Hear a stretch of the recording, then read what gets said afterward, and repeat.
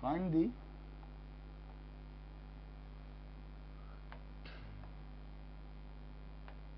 magnetic field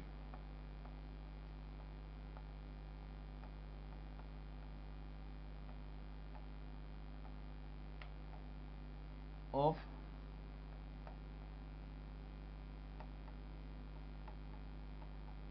infinitely long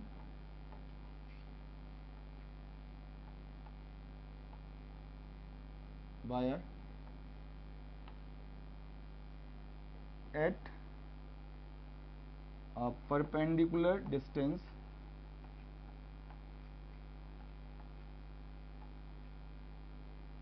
d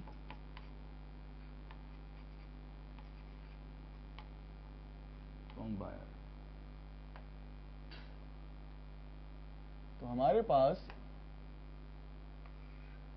एक wire है जो इनफाइनेटली लॉन्ग है। अब इसकी वजह से डी डिस्टेंस पे एक पॉइंट पी है। तो ये जो वायर है, जो पॉइंट पी है, पॉइंट पी से मैं डालूंगा परपेंडिकुलर, तो डी डिस्टेंस जो है वो ये वायर के परपेंडिकुलर है। इस पॉइंट पी पे मुझे निकालना है फील्ड। तो अगर हम डायरेक्शन की बात करें तो जैसे हर एलिमेंट की जो फील्ड है, ये जो वायर है इसका कोई भी एलिमेंट ले लेंगे, करंट कैरिंग एलिमेंट, और पी पॉइंट पे अगर हम फील्ड की बात करेंगे तो पी पॉइंट पे जो फील्ड होगी हर पॉइंट पे ideal cross R, ideal cross R की हम बात करेंगे तो हमेशा वो अंदर की तरफ आएगा पी पर। तो अब मैग्नीट्यूड की हम बात करें तो डायरेक्शन तो कंफर्म हो गया, इस पॉइंट पे होगी इधर। और अगर मैं एक ऐसा ही पॉइंट इधर ले लूं, सपोज ये हो गया तुम्हारा पी रेस, तो पी रेस पे जो फील्ड हो जाएगी वो हो जाएगी बाहर की तरफ। इसको एक बार और समझ लेते हैं। सपोज ये तुम्हारा है एल कैप और ये आर कैप है। सिमिलरली ये तुम्हारा हो जाएगा आर कैप।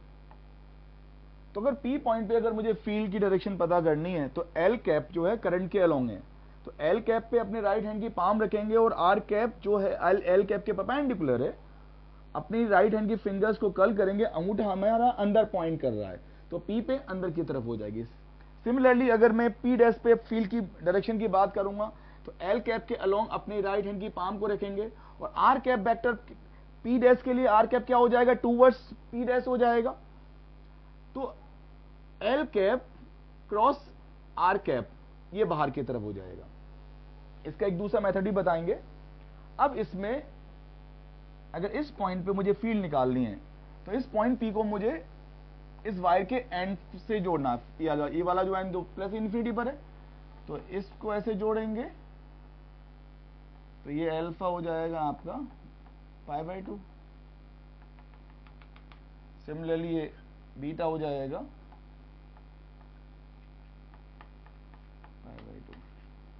और हम जो ऊपर फॉर्मूला हमने डिराइव किया था μ0I/4πd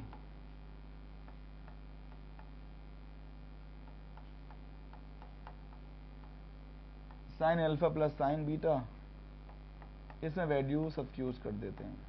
ये हो जाएगा μ0I/4πd sine alpha sine π/2 sine π/2 plus sine π/2 1 + 1 2 हो जाएगा। मैग्नीट्यूड हो जाएगा μ0I/,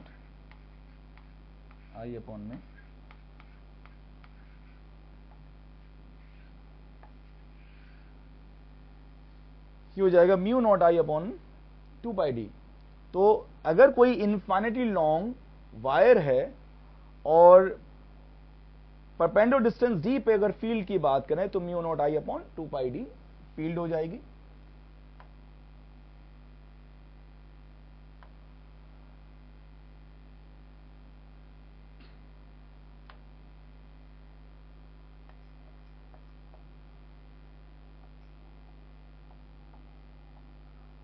for finding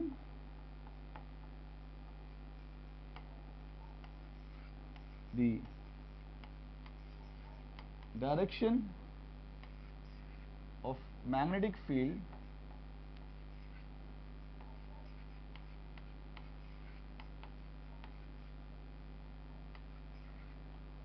of a current carrying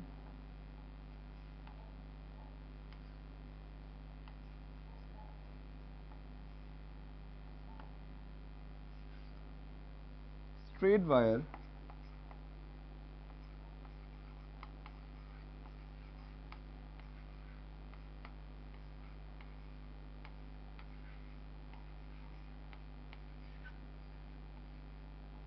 put your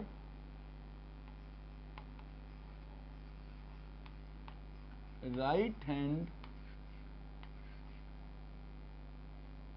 thumb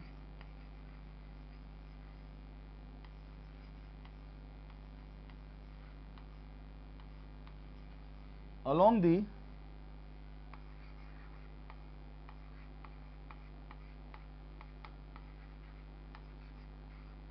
direction of current and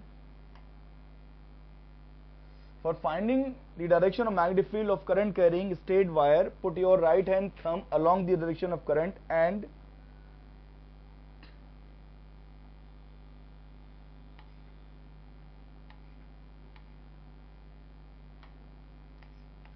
take your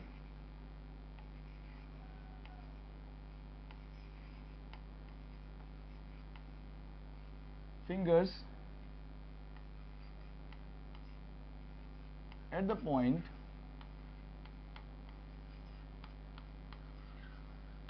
you want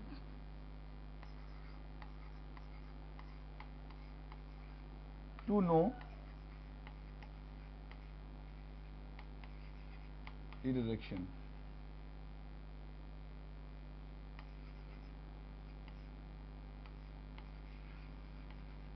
Curl your fingers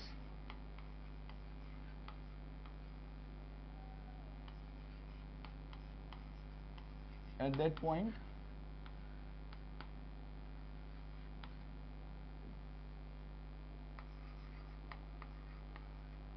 Direction in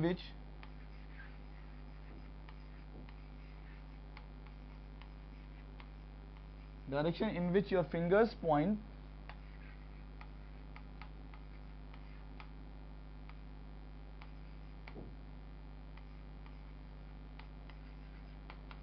is the direction of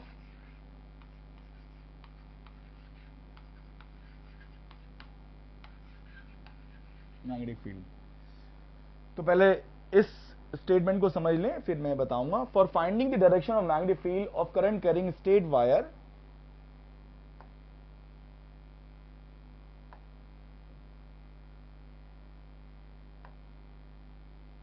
for finding magnetic field of a current carrying straight wire, put your right hand thumb along the direction of current and take your fingers at the point you want to know the direction. Curl your fingers at that point. Direction in which your fingers point is the direction of magnetic field. मतलब ये हो गया कि हमारे पास एक straight wire है,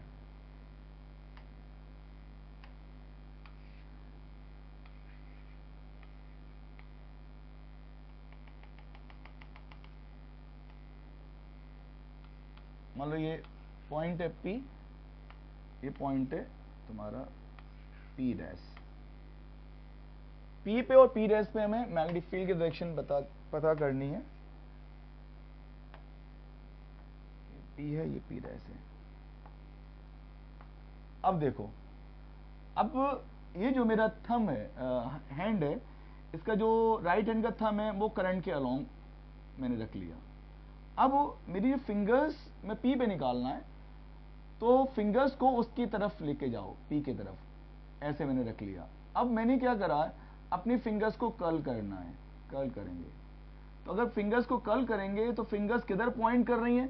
fingers point कर रही हैं अंदर की तरफ। इसका मतलब P पॉइंट पे जो फील्ड हो जाएगी वो हो जाएगी अंदर की तरफ। अब मान लो P डैश की बात करते हैं, तो अपने राइट हैंड को मैंने थंब को इधर रखा और फिंगर्स को कर्ल करेंगे, अब किधर लेके जाएंगे, इस टाइप से मान लो आप, ये मान लीजिए ये मेरा जो थंब है करंट के अलोंग हो गया और फिंगर्स को ले जाएंगे पी डैश के पास, अब फिंगर्स को कर्ल करेंगे, तो फिंगर्स को कर्ल करेंगे, तो फिंगर्स को कर्ल करेंगे तो फिंगर्स किधर पॉइंट कर रही है, बाहर की तरफ, बाहर की तरफ, तो करंट के अलोंग थंब रखेंगे, फिंगर्स को कर्ल करेंगे तो फिंगर्स किधर पॉइंट कर रही है, बाहर की तरफ, तो पी डैश पे जो फील्ड की डायरेक्शन होगी बाहर की तरफ, तो बाहर की तरफ फील्ड है उसको डॉट से दिखाएंगे और अंदर की तरफ उसको क्रॉस से दिखाएंगे। तो ये जो करंट कैरिंग वायर है इसकी वजह से हम बोल सकते हैं कि इसके राइट में जितने भी पॉइंट्स हैं वहां पे फील्ड अंदर की तरफ होगी और इधर जो फील्ड होगी वो बाहर की तरफ होगी।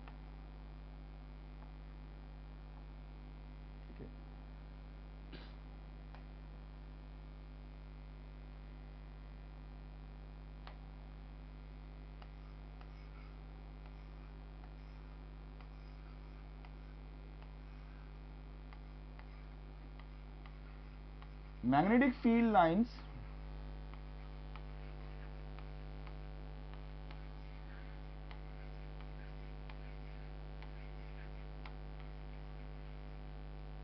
are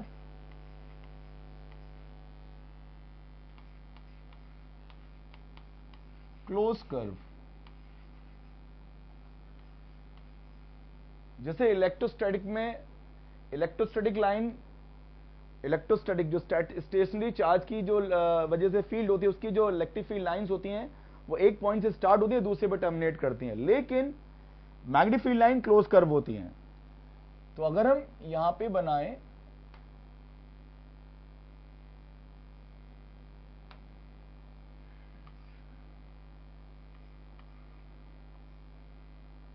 वायर है और इसको हम ऊपर से देखें तो वायर मुझे एक ऐसे दिखेगा, टॉप से दिखने पे ये पॉइंट दिखेगा। अब इसको एक सर्कल, इसका सेंटर मान के एक सर्कल बना लो,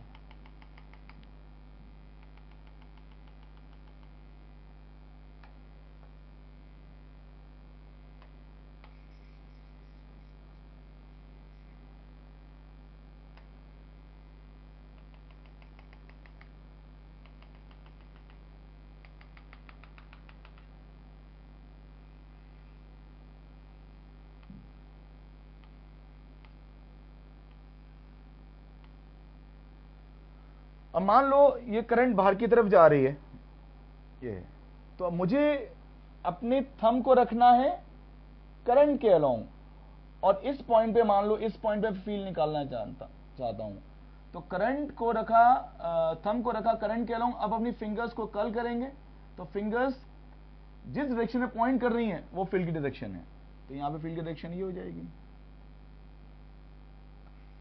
इसी तरीके से अगर मैं ये वाला पॉइंट ले लूं तो फिंगर्स को अपने थंब को रखूंगा करंट के अलोंग और फिंगर्स को उस पॉइंट पे ले जाऊंगा जहां फील्ड की डायरेक्शन मुझे निकालनी है, अब कर्ल करूंगा इस तरीके से।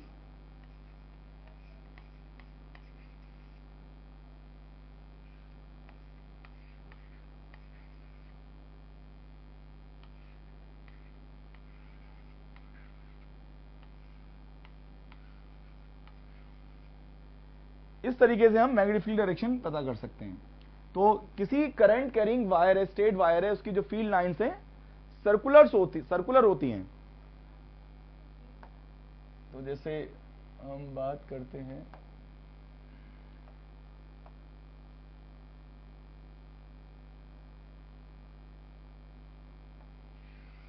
स्ट्रेट वायर है तो इसकी जो फील्ड लाइंस होंगी वो सर्कुलर होंगी, इस टाइप से होंगी।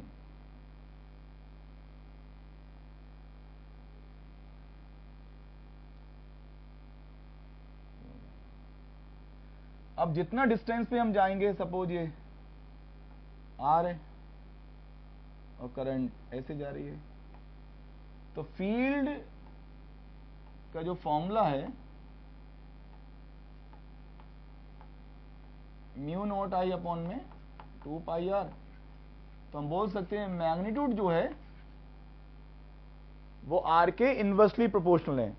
तो फील्ड लाइन सर्कुलर होंगी स्ट्रेट वायर की, और वो इनवर्सली प्रोपोर्शनल हो जाएगी आर के। मतलब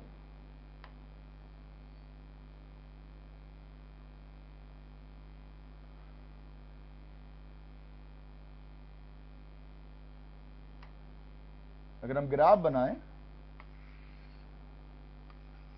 इधर हमने ले लिया फील्ड का मैग्नीट्यूड, ये वायर से डिस्टेंस आर ले ली,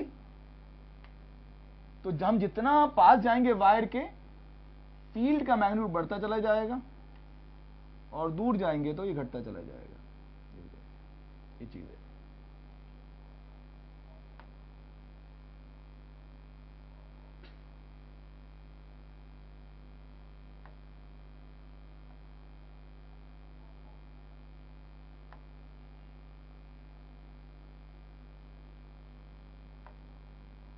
अब वेक्टर फॉर्म की बात कर लेते हैं इसमें।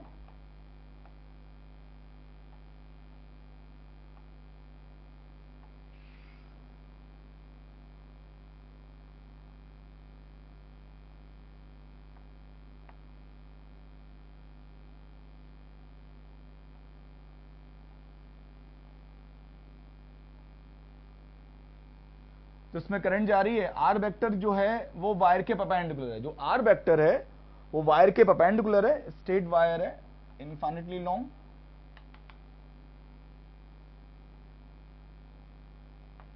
तो जिधर करंट जा रही है उधर मैंने ले लिया यूनिट वेक्टर एल कैप। तो वेक्टर फॉर्म क्या हो जाएगी, म्यू नॉट आई अपॉन में 2 पाई आर, ये तो हो जाएगा मैग्नीट्यूड। ऑफ डायरेक्शन क्या है, जो पी पॉइंट पे मुझे डायरेक्शन निकालनी है, तो एल कैप जो है यूनिट वेक्टर है करंट के अलोंग, एल कैप पे अपना हाथ रखेंगे और आर वेक्टर की तरफ हम कर्ल करेंगे। तो अंगूठा हमारा जो थंब है अंदर की तरफ पॉइंट कर रहा है। तो L cap cross R cap, ये डायरेक्शन हो जाएगी। और हम जानते हैं कि आर वेक्टर जो होता है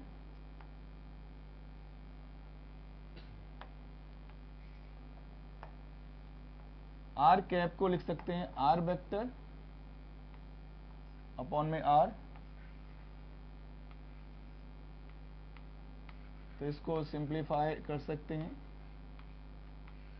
आर कैप को आर वेक्टर अपॉन आर, तो ये हो जाएगा म्यू नॉट अपॉन में 2 pi are square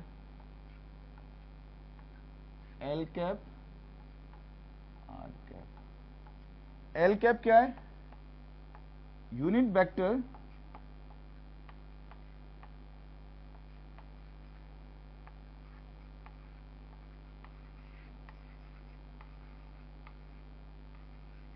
along current. तो इसका हम जब 3D के क्वेश्चंस होते हैं इसमें, तब हमें इसकी बहुत जरूरत पड़ेगी वेक्टर फॉर्म की। Vector form is very important, B vector equals to mu not I upon 2 pi are square. तो मैग्नीट्यूड जो हो जाएगा आर का, वो परपेंडिकुलर डिस्टेंस हो जाएगी वायर से, और L cap cross R cap हमें वो डायरेक्शन देगा। सॉरी, एक चीज ये यहां पर, दिस इज आर वेक्टर, ठीक है, अब सही है। अब बात करते हैं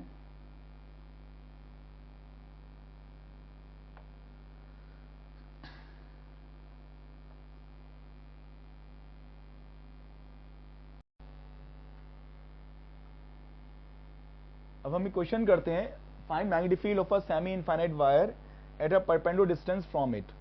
तो हमारे पास एक स्ट्रेट वायर है, एक एंड इन्फिनिटी पर है, दूसरे एंड पे हमें मैग्नेटिक फील्ड निकालनी है। डायरेक्शन की बात अगर हम करें तो करंट के अलोंग अपने थंब को रखेंगे और पी पे अपनी फिंगर्स को ले जाएंगे और कर्ल करेंगे। तो ये वाली बात तो कंफर्म हो गई कि पी पे जो मैग्नेटिक फील्ड की डायरेक्शन है वो अंदर की तरफ है। अब यहां पे जो फॉर्मूला यूज करेंगे,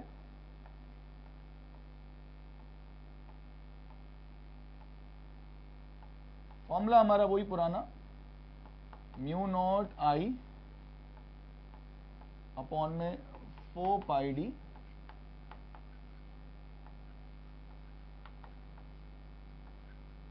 sign alpha plus sine beta. तो इसमें इस फॉर्मूले में हम क्या करते हैं, ये हम पहले एक्सप्लेन कर चुके हैं कि ये जो वायर है करंट कैरिंग और ये परपेंडिकुलर डिस्टेंस है, तो जो भी एंगल मेजर किए जाते हैं इस लाइन से हम एंगल को मेजर करेंगे। तो एक एंगल ये होगा प्लस अल्फा और दूसरा एंगल फिर ये हो जाएगा बीटा हो जाएगा। तो अगर ये क्लॉकवाइज है तो ये एंटी क्लॉकवाइज है, इस तरीके से। तो यहां पर हम क्या करेंगे, जो P पॉइंट है, तो P पॉइंट को मैं इंफिनिटी से जोड़ूंगा,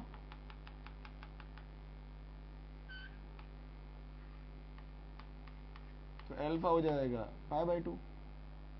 और इसी तरीके से जो P पॉइंट को, जो P पॉइंट है यहां से जोड़ रहे हैं, इस पॉइंट से जोड़ेंगे। तो जैसे मान लो अगर एंड नीचे होता तो ये एंगल होता, और जैसे जैसे हम पास आ रहे हैं तो ये कम होता चला जाएगा। तो हम बोल सकते हैं कि जो बीटा हो जाएगा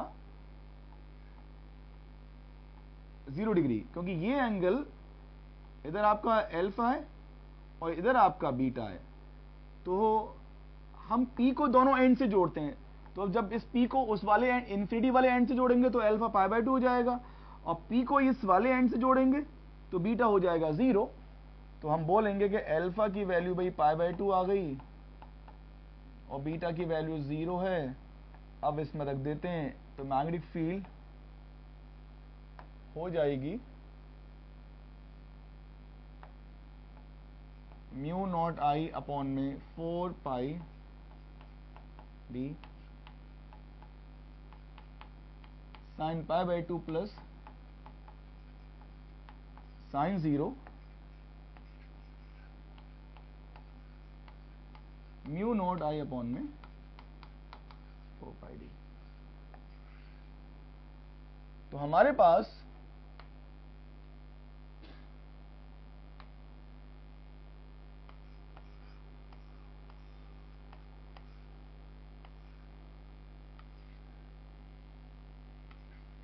ये वाला एंड इन्फिनिटी पर, इधर फील्ड की डायरेक्शन होगी अंदर की तरफ, इधर जो भी फील्ड होंगी वो बाहर की तरफ होगी।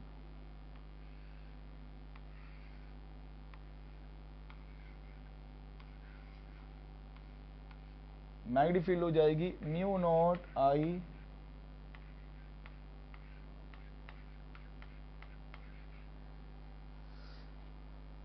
तो दूसरे एंड पे फील्ड निकालेंगे तो mu naught I upon 4 pi D हो जाएगी। ठीक है,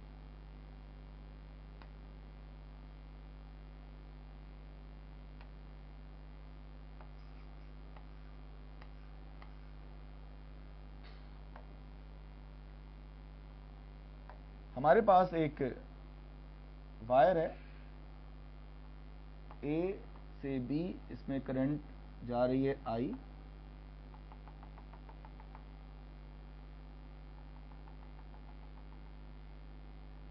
और ये पॉइंट P है। अब हमने क्या करा, ये ऐसे लाइन ली और ये P से डाला परपेंडिकुलर इस वायर पे, ए डिस्टेंस से D। तो वायर स्टार्ट हो रहा है A से और B पे एंड हो रहा है। ये एंगल हमारा है θ1, ये एंगल θ1 है,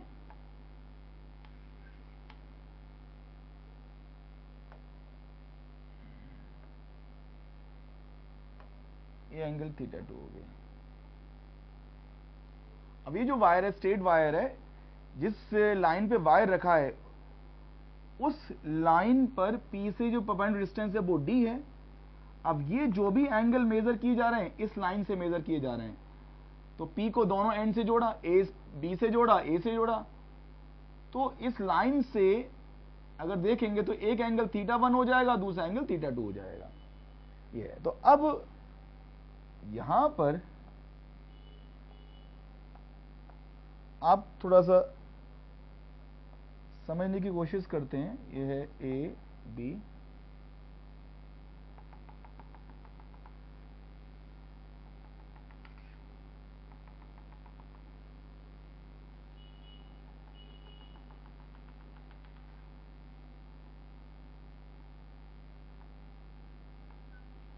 ये हमारी रेफरेंस लाइन है।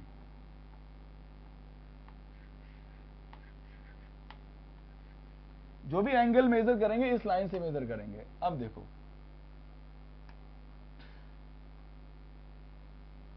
तो पहले हम जाएंगे इस लाइन से, मतलब ये जो पॉइंट P है, P को हमने B से जोड़ा तो यहां से इधर जाएंगे क्लॉकवाइज, तो अल्फा, तो अल्फा की जो वैल्यू हो गई आपकी हो जाएगी θ1।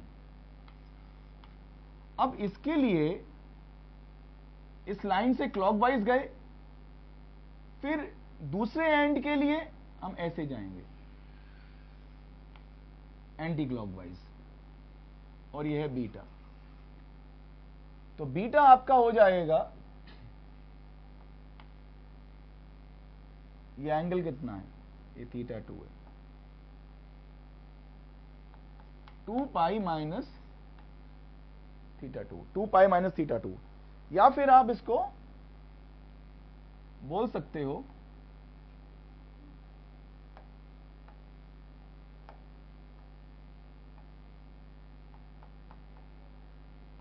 माइनस θ2। तो अगर मैं इस रेफरेंस लाइन से एंगल मेजर करूंगा तो P को B से जोड़ा, उस लाइन तक मैं जाऊंगा क्लॉकवाइज, तो अल्फा की वैल्यू आएगी θ1, और फिर उसी लाइन से जाऊंगा मैं एंटी क्लॉकवाइज, इसी रेफरेंस लाइन से स्टार्ट करूंगा एंटी क्लॉकवाइज, और फिर इस वाली लाइन पे एंड करूंगा मैं, सॉरी ये वाली।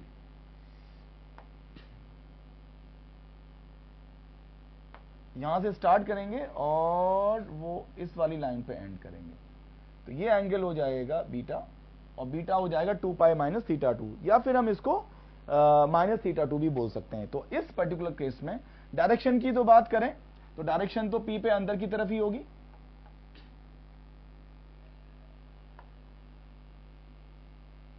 अब देखिएगा, मैग्नीट्यूड निकालेंगे P पर, तो हो जाएगा म्यू नॉट I अपॉन में 4 pi d sine alpha plus में sine beta, mu naught I upon में 4 pi d sine θ1 plus sign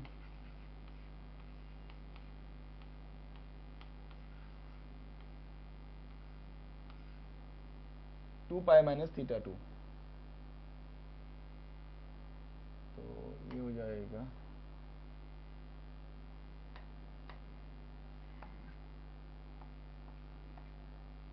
mu naught I upon में 4 pi d sine θ1 minus sign θ2।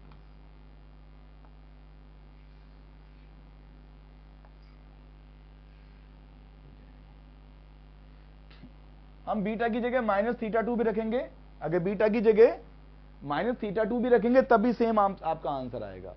तो इस केस में ये बहुत इंपॉर्टेंट है कि एंगल कैसे निकाले जाते हैं।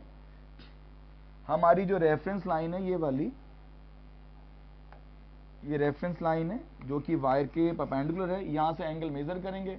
तो जब P को B से जोड़ते हैं तो इस लाइन से उस लाइन तक जाएंगे, तो उसको हम अल्फा बोले हैं, तो अल्फा θ1 आ जाएगा। फिर मुझे बीटा निकालने के लिए उसी रेफरेंस लाइन से अपोजिट डायरेक्शन में मूव करना पड़ेगा, तब तक कि मैं इस वाली लाइन पे ना आ जाऊं, ठीक है ना, यहां से चले तब तक कि हम इस लाइन पे ना, इस एंगल को हमने बीटा बोला, और बीटा हो जाएगा 2 पाई माइनस θ2। इस तरीके से हम कर सकते हैं।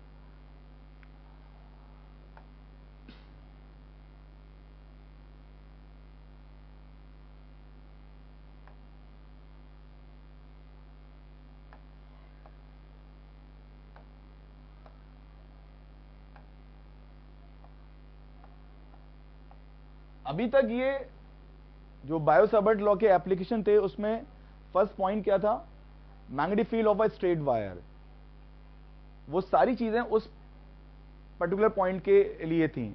हमने स्ट्रेट वायर की, फाइनाइट लेंथ के स्ट्रेट वायर की फील्ड निकाली थी, उसके अलग अलग केसेस पे हमने क्वेश्चंस देखे। अब हम बात करते हैं magnetic field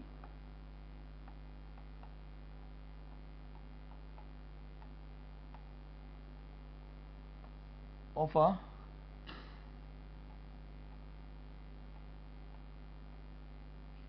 current carrying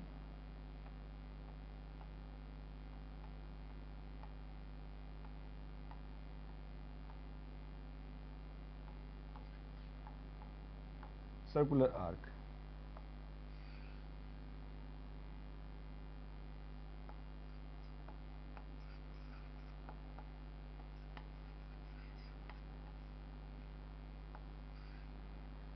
At its center.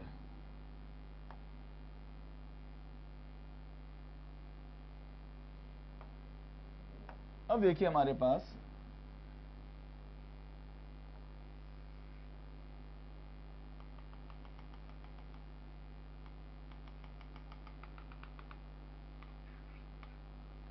ए से लेके बी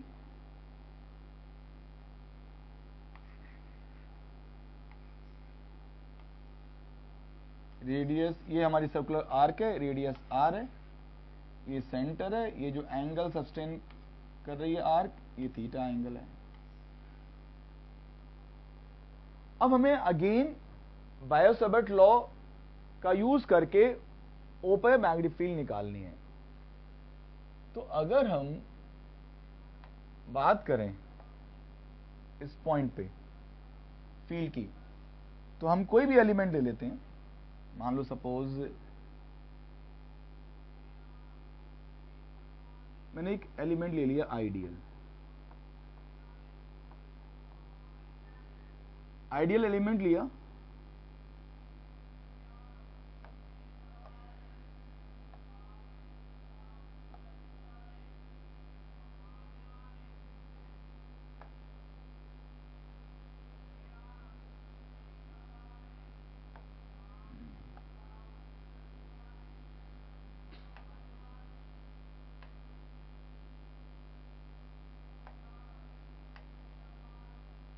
मान लो ये एलिमेंट ले लेते हैं।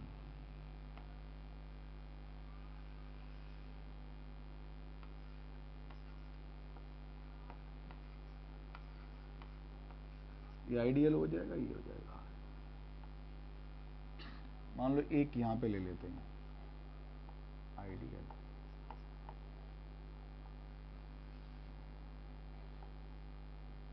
ये भी हो जाएगा आर।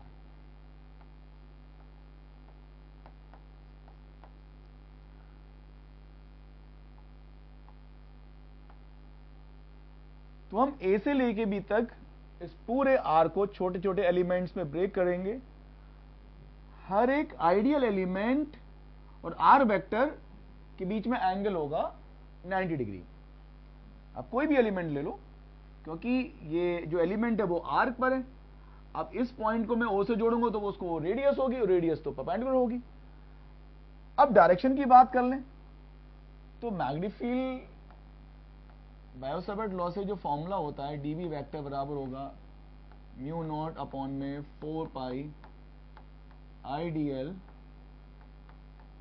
क्रॉस आर अपॉन में आर क्यूब। ये हमारा फॉर्मूला है। अब मैं कोई भी इस एलिमेंट को ले लेता हूं, आईडीएल पे अपना हाथ रखता हूं।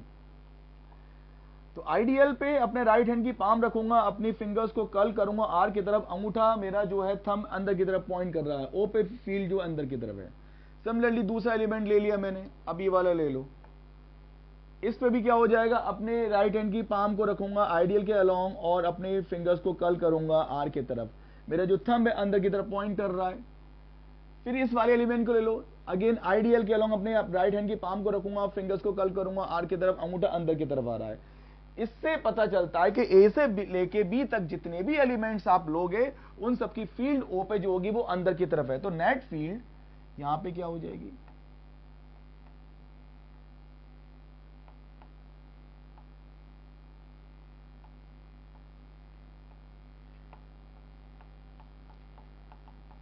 इनसाइड द बोर्ड हो जाएगी। अब बात करते हैं कि आइडियल जो एलिमेंट है और आर वेक्टर जो है उनके बीच में एंगल कितना हो रहा है, 90 डिग्री हो रहा है। कोई भी एलिमेंट 90 डिग्री हो रहा है आइडियल और आर के बीच में। तो अगर मैग्नीट्यूड की बात करेंगे तो ये हो जाएगा म्यू नॉट अपॉन में 4 पाई IDL R sin 90 divided by R Q, R से R कट जाएगा तो dV की जो वैल्यू हो जाएगी म्यू नॉट अपॉन 4 पाई IDL अपॉन में R स्क्वायर हो जाएगा।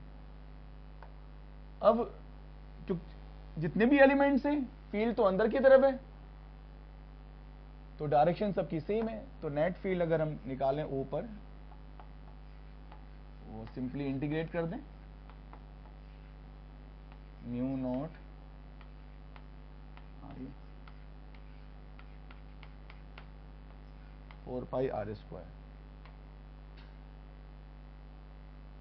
अब इसमें जो भी कांस्टेंट टर्म है वो बाहर आ जाएंगी, म्यू नॉट आई बाहर आ जाएगा, 4 पाई R स्क्वायर बाहर आ जाएगा, dl का इंटीग्रेशन। अब dl का इंटीग्रेशन करेंगे तो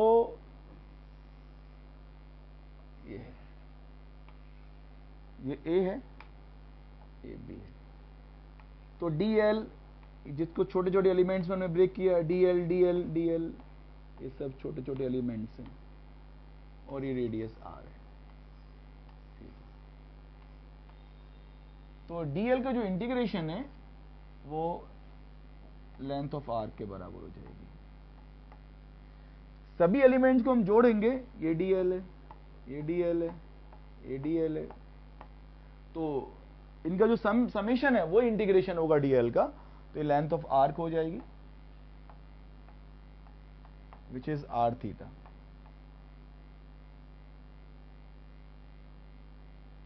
यहाँ पे कैपिटल R।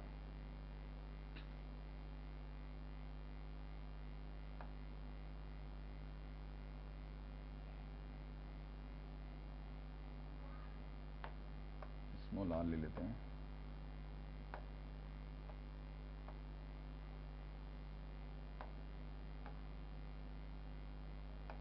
तो ये हो जाएगा r थीटा,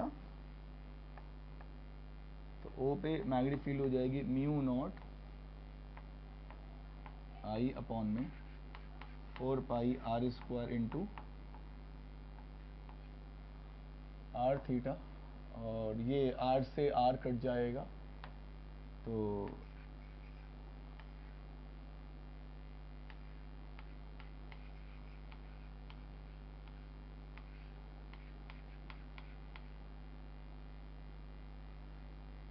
R से R गया और ये हो जाएगा म्यू नॉट 4 पाई R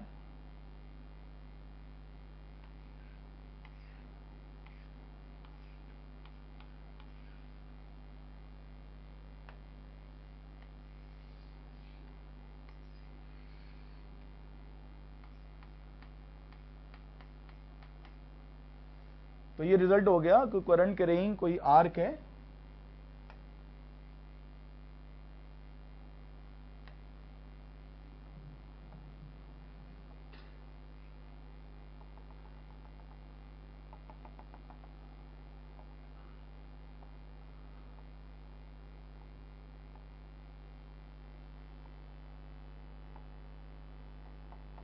तो अगर करंट इस तरीके से है तो सेंटर पर जो फील्ड होगी अंदर की तरफ होगी, उसका फॉर्मूला होगा mu not I 4 pi R into theta.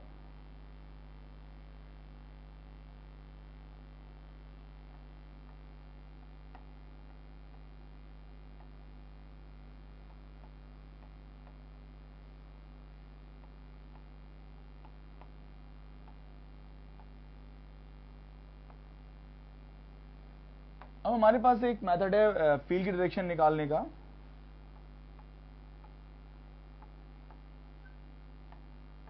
Put your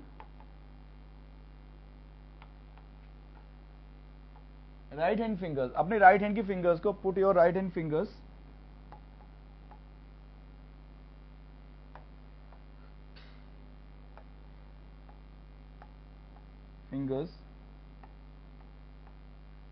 along the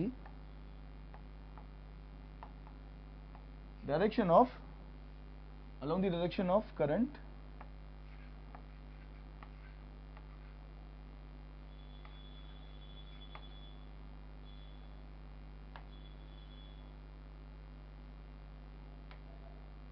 and curl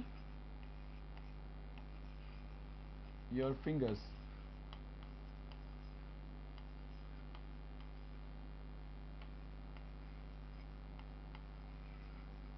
Right hand thumb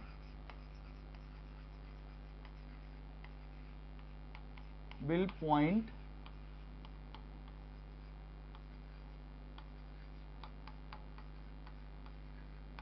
in the direction of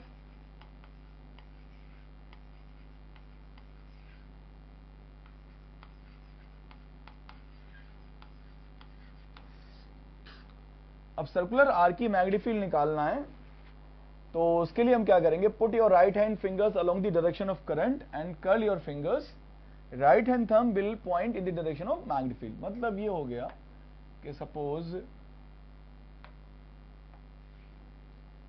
एक केस ये बन सकता है कि सपोज ऐसे है हमारे पास,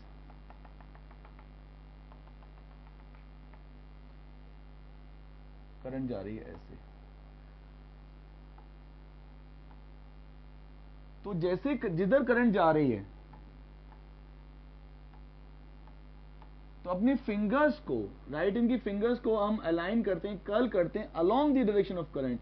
तो थंब हमें क्या बता रहा है, यहां पे थंब हमें बता रहा है कि अंदर की तरफ पॉइंट कर रहा है, तो सेंटर पे जो फील्ड की डायरेक्शन होगी अंदर की तरफ। सिमिलरली अगर हम यहां पर करंट की डायरेक्शन को रिवर्स कर देते हैं, मान लो ऐसे, तो यहां पे करंट की डायरेक्शन को रिवर्स कर दिया, फिर सेंटर में फील्ड देखेंगे तो यहां पे क्या हो जाएगा, जिधर करंट है अपनी राइट हैंड की फिंगर्स को उसकी डायरेक्शन में कर्ल करेंगे। थंब हमें किधर पॉइंट कर रहा है, थंब पॉइंट कर रहा है बाहर की तरफ, तो इस पॉइंट पे जो फील्ड हो जाएगी वो हो जाएगी बाहर की तरफ।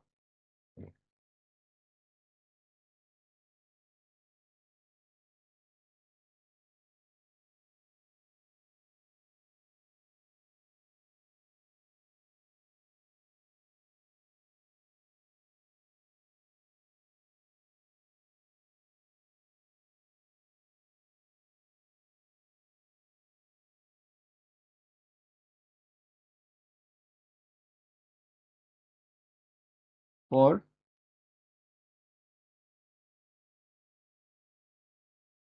सर्कुलर कॉइल,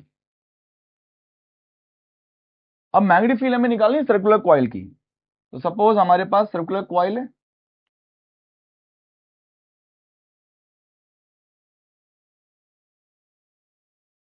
आर,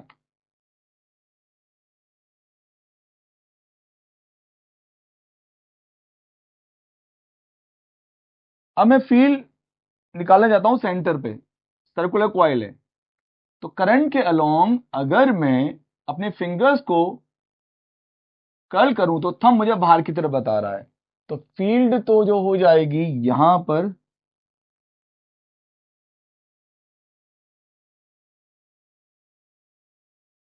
इस पॉइंट पे फील्ड बाहर की तरफ होगी, और मैग्नीट्यूड कितना हो जाएगा, कैसे निकालें,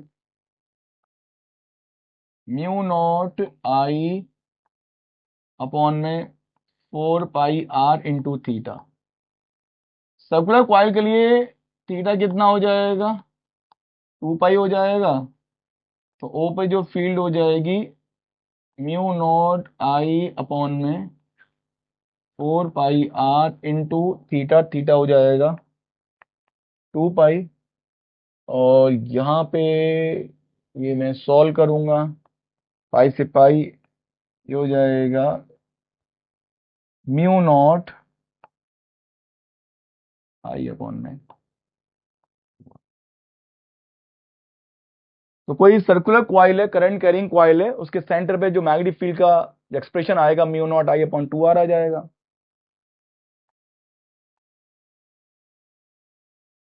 for n turns,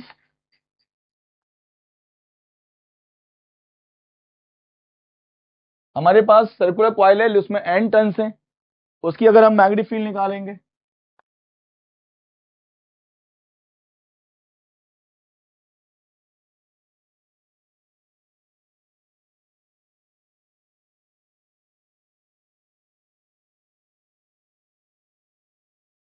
n turns हैं,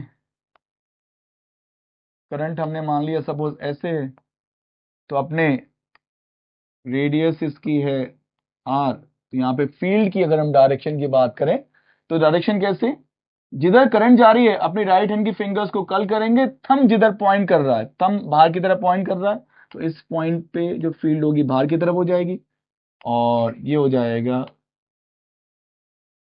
एन से मल्टीप्लाई कर दो, एक टर्न की जो फील्ड है म्यू नॉट आई अपॉन में 2r, और एन से, क्योंकि जितने भी टर्न्स हैं सब में करंट तो इसी तरह फ्लो कर रही है, तो सभी की भी फील्ड जो है बाहर की तरफ होगी, तो एन से मल्टीप्लाई कर देंगे, mu naught I upon 2r हो जाएगा।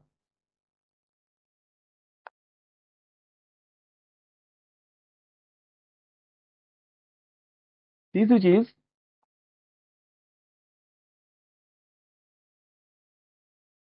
मैग्नेटिक फील्ड लाइन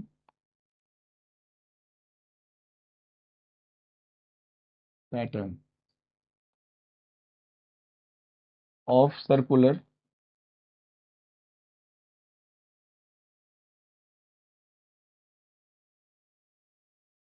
करंट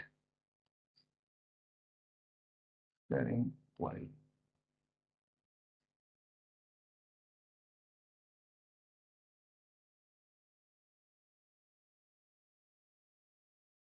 अगर हमारे पास कोई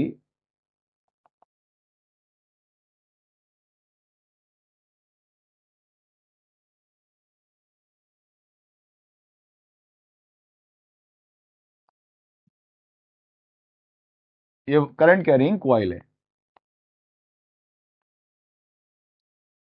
तो इसकी फील्ड लाइन अगर हम प्लॉट करें, तो फील्ड लाइंस मैंने बताया था मैग्नेटिक फील्ड लाइंस हमेशा क्लोज कर्व बनाती हैं, तो सेंटर पे जो लाइन होगी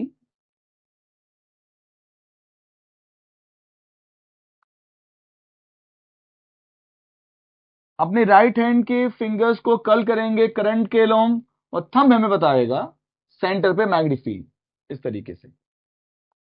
तो एक्चुअली ये एक बहुत बड़ा कर्व है जो इन्फिनिटी पे जाके वापस फिर यहां पे आके मिलेगा।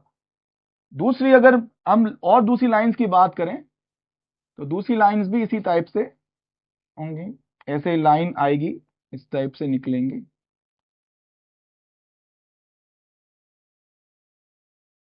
सिमेट्रिकल पैटर्न होगा, पूरे एरिया में सिमेट्रिकली। जो हमारा सर्कल होता है, सर्कुलर कॉइल जो है, सेंटर वाली लाइन तो हमें स्ट्रेट दिखेगी, लेकिन वो स्ट्रेट ना होकर वो एक क्लोज कर्व होगी, बहुत बड़ा क्लोज कर्व बनाएगी।